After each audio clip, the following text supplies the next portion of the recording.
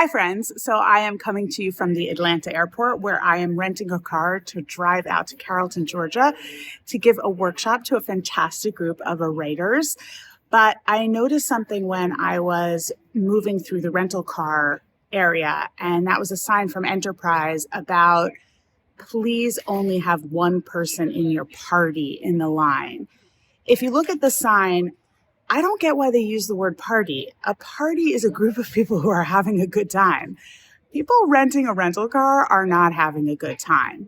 The other thing that I find really interesting about the sign is that everyone is wearing masks, which meta messages to the reader that maybe this is only when it's a pandemic or COVID. So I think there's two things that we can learn from this. First of all, just use the simplest word possible. Just say group. Or if you're a Taylor fan, you would say squad.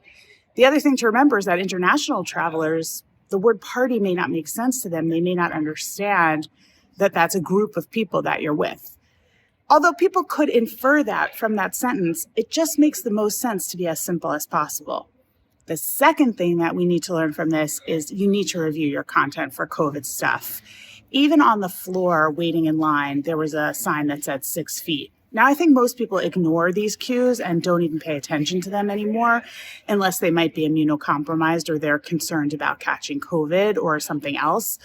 But looking through your content and reviewing it to make sure that it's up to date and that it no longer has any signs of COVID being a current situation, which the CDC and the World Health Organization no longer calls a pandemic, but calls it endemic, which means that anyone can catch it at any time, is an important thing to do with your content to make sure that it's up to date and relevant and appropriate for your audiences.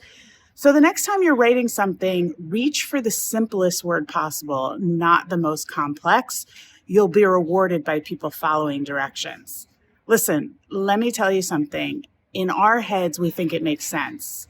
Ask a fifth grader if it makes sense to them. See you next time.